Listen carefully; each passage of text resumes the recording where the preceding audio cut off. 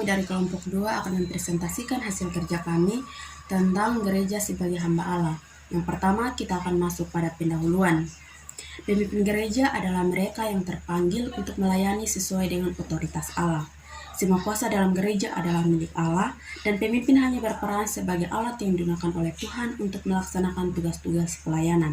Semua pemimpin adalah pelayan yang dipanggil untuk membangun jemaat dan juga memuliakan Allah. Melalui model gereja dapat membantu kita untuk memahami bahwa gereja bukan hanya sekedar institusi, melainkan tubuh Kristus yang hidup. Kita juga akan lebih jelas melihat peran dan tanggung jawab kita sebagai bagian dari tubuh Kristus. Menurut Eka Dharma Putra, pemimpin dalam gereja adalah hamba-hamba yang diberikan otoritas untuk melayani. Itu sebabnya pemimpin dalam gereja disebut sebagai pelayan-pelayan Tuhan. Calvin juga menekankan bahwa tugas utama pejabat gereja adalah memberitakan firman Tuhan, melayangkan sakramen, membina, dan mengelola jemaat. Gereja memiliki misi utama yaitu memberitakan Injil, membangun komunitas beriman, dan melayani sesama. Nah, dengan mengikuti jejak Kristus, gereja dipanggil untuk melanjutkan misinya yang sesuai dengan amanat agung. Nah, hal ini mencakup perubahan spiritual dan sosial melalui pelayanan ke dalam masyarakat dan pemberitaan firman. Nah, gereja berfungsi sebagai agen perubahan yang membawa kebenaran dan kasih Allah ke tengah-tengah masyarakat, serta menghadirkan nilai-nilai kerajaan Allah, yaitu melalui kasih, keadilan, dan kebenaran dalam konteks zaman yang terus berkembang. Eksplanasi model gereja sebagai hamba Allah pada poinnya yang kedua, yaitu dasar teologisnya. Nah, sebutan hamba Tuhan dalam kekristenan merujuk kepada individu yang berfungsi sebagai perwakilan Allah, bertanggung jawab, membina umat secara pribadi maupun kolektif. Profesi ini dianggap sakral dan mulia, mencerminkan ketaatan dan pelayanan kepada Tuhan serta jemaat.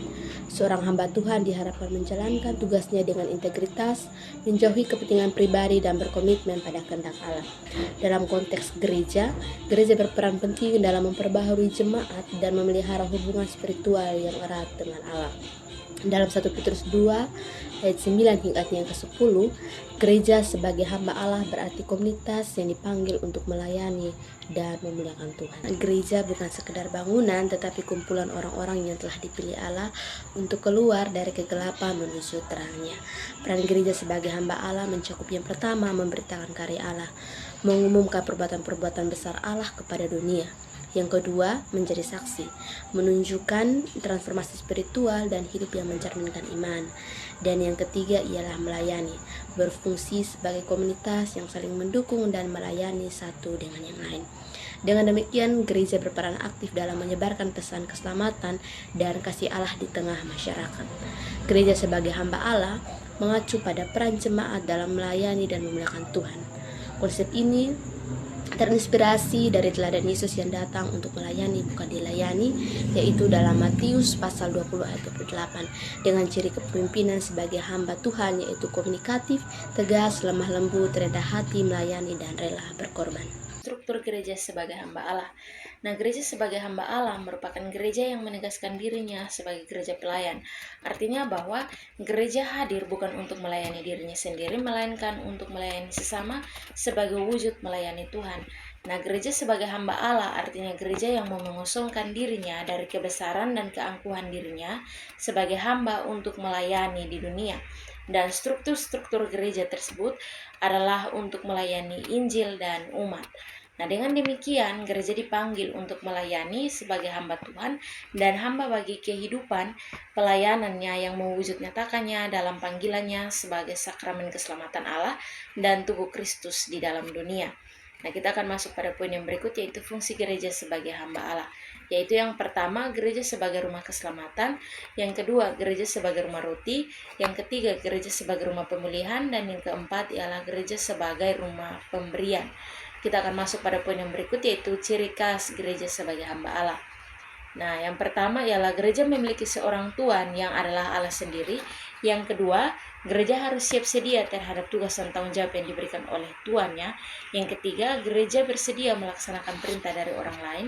Yang keempat, gereja tidak pernah merasa susah dengan tugas dan pekerjaan yang diberikan. Yang kelima, gereja tidak memandang diri sama dengan Allah. Yang keenam, gereja tidak merasa malu dengan pekerjaan yang diberikan. Yang keberikut, gereja bersedia melakukan pekerjaan kecil layaknya seorang hamba. Dan yang berikut, gereja meninggikan Allah dan tetap merendahkan diri. Dan yang terakhir, gereja tidak mengharapkan penghargaan dan pengakuan. Akan masuk dalam pengertian gereja sebagai hamba Allah. Nah, berbicara tentang gereja sendiri, ini memiliki berbagai pengertian yang berkembang sepanjang waktu. Nah, menurut salah satu ahli yang bernama Jan Aritona, yang mengatakan bahwa gereja itu secara umum dapat dipahami sebagai kumpulan atau persekutuan orang-orang percaya yang dipanggil oleh Allah untuk menjadi miliknya dan diutus untuk mewujudkan kerajaan Allah di dunia ini. Nah, gereja ini adalah karunia Allah bagi dunia, bukan milik kelompok tertentu, melainkan hadir untuk membawa sebuah pembaharuan dan mengatasi akan setiap permasalahan yang ada di dunia ini. Nah, meskipun dunia ini telah mencapai banyak kemajuan, namun masih banyak persoalan-persoalan yang tetap untuk belum dapat diselesaikan. Oleh karena itu, gereja sebagai hamba Allah itu bagaimana gereja itu dapat benar-benar untuk menjalankan perannya melalui berbagai pelayanan yang dilakukan untuk menyentuh akan kehidupan manusia. Nah, gereja juga bagaimana dapat harus mengembangkan pola pelayanan gereja dengan semangat kehambaan untuk menjadi Kristus itu sebagai teladan utama di dalam kehidupan. Selanjutnya, kita akan membahas mengenai analisis penerapan model gereja sebagai hamba dalam konteks gereja masa kini. Nah, model gereja sebagai hamba ini membahas lebih dalam mengenai panggilan gereja untuk melayani dunia sesuai dengan teladan Kristus, yang dimana datang bukan untuk dilayani, melainkan untuk melayani, sesuai dengan yang tertulis pada Markus 10 ayat yang ke-45. Nah, penerapan model ini atau contoh konkret dari penerapan model ini di tingkat global tercermin dalam pelayanan lembaga misi dan juga kemanusiaan seperti World Council of Churches, meskipun menghadapi tantangan seperti sekularisme dan juga krisis lingkungan. Nah, secara lokal, gereja ini terlibat dalam pelayanan sosial seperti pendidikan dan juga bantuan bencana. Contoh konkretnya seperti Gemit yang telah membangun beberapa sekolah Gemit untuk menunjang pendidikan. Itu adalah salah satu contoh gereja sebagai hamba. Nah, juga sebagaimana dilakukan oleh gereja Protestan Indonesia Barat seperti di Nias, dan juga ada pasca bencana yang meski terbatas oleh sumber daya dan tekanan sosial. Jadi, implikasi teologisnya adalah menuntun gereja untuk menyeimbangi pelayanan sosial dengan dimensi spiritual dan juga sakramennya. Nah, pendidikan teologi pelayanan juga perlu diperkuat dengan pelayanan menjadi bagian dari spiritualitas jemaat. Nah, model ini tetap relevan jika gereja mampu menjalankan pelayanan yang seimbang, mencerminkan kasih Allah di dunia sesuai dengan panggilan Injil. Kelebihan dan kekurangan gereja sebagai hamba Allah. Kelebihan, pelayanan gereja mencakup semua hal. Gereja tampil sebagai pemberi harapan dan aspirasi manusia akan kerajaan Allah dan nilai-nilainya. Gereja sanggup memperhatikan tanda-tanda zaman dan memberi petunjuk, bahkan kritik-kritik kenabian, dan juga gereja sanggup memajukan perdamaian antara manusia, mengajar, menguduskan, dan memimpin dengan otoritas Kristus. Gereja sebagai umat Allah atau tubuh Kristus yang berkembang menuju penyempurnaan akhir kerajaan Allah. Kelemahan adalah tidak ada dasar kitab suci yang secara langsung menunjuk dan berbicara tentang pelayanan karitatif. Tugas pelayanan dipuji, tetapi kitab suci kelihatannya tidak memikirkan tugas gereja sebagai pelayan. Istilah hamba terkadang ambigu.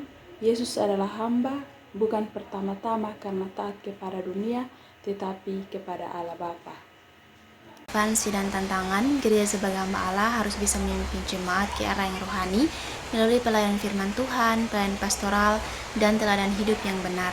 Hamba Allah mampu membantu jemaat tumbuh dalam hubungan dengan Tuhan, memperdalam iman, dan menghidupkan nilai-nilai spiritual dalam kehidupan sehari-hari. Berdasarkan tanggapan ini, peran seorang hamba Allah sangat berpengaruh dalam memimpin jemaat menuju kesehatan rohani. Mereka memiliki tanggung jawab untuk memberikan pengarahan, pembinaan, dan pelayanan rohani yang sesuai dengan Alkitab. Namun, tantangan yang dihadapi gereja saat ini mencakup perubahan sosial, teknologi, dan kepercayaan yang memerlukan respon seperti solidaritas antara gereja untuk membangun pemahaman yang baik, seperti yang telah disampaikan oleh Pendeta Urbanus yang berpendapat bahwa tantangan gereja masa kini bukanlah hal yang mudah karena pertama, tantangan itu selalu mengalami perubahan, yang kedua, kepekaan untuk menentukan sikap dan pengambilan keputusan. Terhadap hal ini, pendeta mengajak peserta melihat beberapa tantangan yang dihadapi gereja masa kini, yaitu tantangan lingkungan, sosial politik, teknologi, tantangan ilmu pengetahuan, serta kepercayaan dalam agama. Dalam hal ini, gereja harus tetap fokus pada panggilannya untuk melayani dan menguatkan jemaat di tengah tantangan tersebut. Baik, kita masuk pada bagian yang keenam, yaitu studi kasus atau contoh implementasi. Nah, pada model gereja sebagai hamba Allah, terlihat ketika gereja melayani dunia dengan kasih dan kerendahan hati, mengikuti teladan Yesus yang datang untuk melayani, bukan dilayani. Itu dalam kitab Markus pasal 10 ayat yang ke-45. Nah, dalam berbagai bentuk pelayanan ini, gereja menjadi perpanjangan tangan Allah untuk memberkati sesama, baik melalui tindakan sosial seperti diakonia, lalu ada pun advokasi perdamaian, serta adanya pemberdayaan masyarakat seperti pelatihan keterampilan kerja, nah maupun pelestarian lingkungan yang dilakukan dalam bentuk reboisasi dan penghijauan yang merupakan bentuk tanggung jawab terhadap panggilan Allah untuk memelihara ciptaannya dalam kitab Kejadian 2 ayat 15. Model gereja sebagai hamba Allah berkontribusi pada pelayanan dengan menghadirkan kasih dan kerendahan hati melalui tindakan nyata. Dalam diakonia, gereja melayani kebutuhan masyarakat seperti bantuan sosial, pelayanan kesehatan, dan penyediaan makanan yang mencerminkan kasih Allah secara konkret. Dalam advokasi, perdamaian, gereja menjadi agen rekonsiliasi melalui dialog dan mediasi di wilayah konflik, menegaskan perannya sebagai pembawa damai. Melalui pemberdayaan masyarakat, gereja membantu meningkatkan kemandirian ekonomi jemaat dengan pelatihan keterampilan gereja, sehingga mereka mampu berdikari secara ekonomi. Dalam pelestarian lingkungan, gereja menjalankan tanggung jawab untuk memelihara ciptaan Allah dengan reboisasi, penghijauan, dan pengelolaan sampah berbasis komunitas.